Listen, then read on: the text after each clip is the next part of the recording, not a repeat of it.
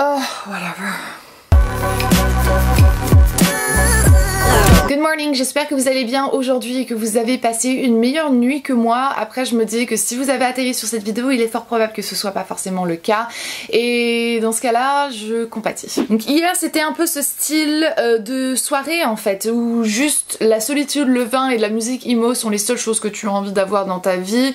Je me sentais pas bien, j'avais besoin de pleurer et je me suis lâché un bon coup. Je suis quelqu'un de très émotif, je pleure pour tout. Quand je suis joyeuse, quand je suis triste, quand je suis stressée, quand je suis fatiguée, je pleure pour absolument tout, et c'est ma façon à moi de ventiler, on va dire, tout ça et d'extérioriser toute la négativité du monde et de la vie.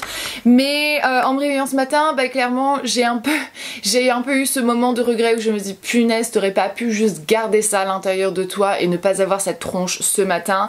Et là m'est venue l'idée de vous montrer comment est-ce que justement on peut dissimuler cette tronche du matin après avoir passé une bonne petite partie de sa soirée à chialer pour aucune raison. Je sais pas, c'est une vidéo très différente, mais je me suis dit que ce serait vraiment utile. Je n'en ai jamais vu moi personnellement, j'ai pas non plus fouillé le web pour essayer d'en trouver, mais je me suis dit que ce serait sympa de partager ça avec vous parce que c'est un moment naturel de la vie et personnellement je fais pas partie des personnes qui bloquent ses émotions et qui les retient comme ça. Je pleure assez facilement et au cas où si vous êtes comme moi et que vous n'avez pas juste envie d'avoir une tête le lendemain qui hurle tous vos problèmes et tous vos tracas de votre vie, eh bien j'espère que ces étapes vont vous être utiles et on va commencer, je l'espère, avec la première, si j'arrive à ouvrir ce truc.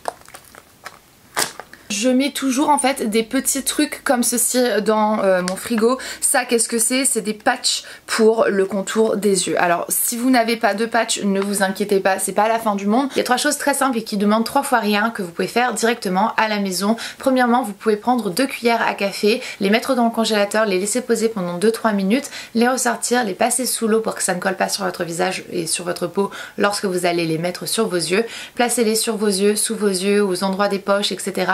pour bien dégonfler le contour de vos yeux. Si vous avez du thé à la maison, du thé vert ou du thé noir, de préférence bio, vous pouvez prendre 2 sachets, les laisser s'infuser pendant 30 secondes dans de l'eau tiède, les sortir, les mettre dans un petit pot au congélateur pour que ça refroidisse et ensuite les placer sur vos yeux et sous vos yeux. Le froid va aider vraiment à décongestionner les poches et en plus de ça, la caféine aide énormément aussi. C'est un des ingrédients principaux qu'on retrouve dans les patchs anti-poche. Et finalement, si vous n'avez aucune de ces 2 choses, ni thé, ni cuillère, ni accès à un congélateur, ce qu'on a toujours à notre disposition, c'est de l'eau. Mettez un bon coup d'eau froide sur votre visage, respirez un bon coup et ça ira mieux. Patch appliqué sous les yeux, la raison pour laquelle je les mets au frigo c'est parce qu'en fait le froid va permettre au produit d'être encore plus actif et de dégonfler encore plus les poches sous les yeux. La raison pour laquelle vos yeux gonflent lorsque vous pleurez, c'est parce que vos larmes d'émotion, donc les larmes que vous avez lorsque vous pleurez, sont plus salées que les larmes habituelles, donc que vous avez simplement dans vos yeux et du coup ça fait gonfler votre visage, vos yeux, vos contours des yeux, etc. C'est ça qui les rend rouges et tout et tout. La chose qu'on sait pas forcément, et j'ai lu ça et ça m'a un petit peu réconfortée, c'est que à l'intérieur de vos larmes aussi, vos larmes d'émotion, vous avez tout un tas de toxines aussi. Donc tout votre stress, vos angoisses, etc. s'accumulent à l'intérieur de votre corps et pendant que c'est quelque chose qui est plus mental, ça se répercute aussi sur votre physique. On s'en rend pas toujours compte, mais voilà, l'une des façons qu'on peut extérioriser en fait son stress réellement physiquement, c'est en pleurant parce que les toxines en fait s'échappent à l'intérieur de vos larmes. Je sais que c'est très bizarre, mais c'est vrai. Donc du coup si vous êtes une chialeuse ou un chialeur comme moi et que vous vous sentez mal la plupart du temps, ne vous sentez pas aussi mal que ça parce que finalement c'est bénéfique pour vous. Et pendant que ça c'est en train de poser, ma recommandation que je peux vous faire aussi c'est de boire quand même pas mal d'eau. C'est pas que votre corps se déshydrate parce que physiquement, scientifiquement ça n'a pas été prouvé en fait que votre corps se déshydrate lorsque vous êtes en train de pleurer, mais moi personnellement lorsque je suis en train de pleurer et le matin quand je me réveille après avoir passé une mauvaise nuit, je me sens toujours assoiffée. Donc je pars du principe que c'est mon corps qui me signale qu'il y a un problème et qu'il faut que forcément je réagisse. Donc voilà, je vais prendre ma bouteille d'eau et je vais boire une sacrée gorginette. Je retire mes patchs et je vais appliquer ma crème hydratante que je vais bien faire pénétrer, que je vais masser en fait sur mon visage pour essayer de décongestionner mon visage qui est beaucoup plus gonflé le matin lorsque je me réveille après avoir pleuré.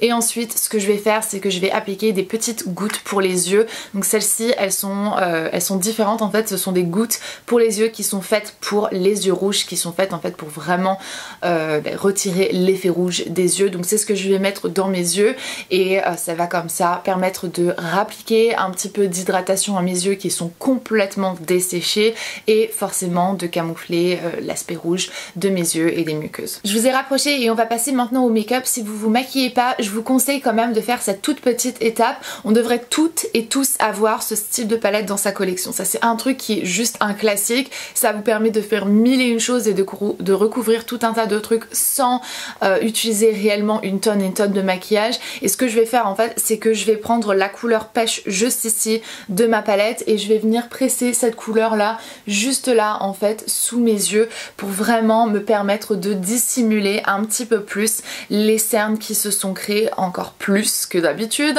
encore plus qu'avec la fatigue et du coup ça va nous permettre de les dissimuler. Si vous n'avez pas envie de vous maquiller, ça va pas réellement rajouter quoi que ce soit, c'est juste là pour neutraliser et vous permettre de camoufler en fait les cernes que vous avez. Si vous n'êtes pas quelqu'un qui se maquille, forcément vous pouvez vous arrêter à là, mais sinon on va continuer et on va maintenant appliquer son fond de teint. Aujourd'hui c'est l'infaillible de L'Oréal que je vais utiliser. Pourquoi? Parce qu'il est très couvrant mais aussi parce qu'il tient très très bien et du coup je me dis que si jamais par exemple j'ai une autre crise de larmes, et ben celui-ci il va tenir et il ne bougera pas. N'oubliez surtout pas de passer avec l'excédent de produit que vous avez sur votre éponge sur vos paupières en fait et vraiment jusqu'à la racine de vos cils parce que forcément ça a tendance à devenir facilement rouge et violet juste là. On fait bien aussi le coin interne juste ici dans la petite poche. Je vais maintenant venir appliquer mon anti-cerne forcément pour pouvoir apporter un petit peu plus de couvrance parce que mes cernes sont très difficiles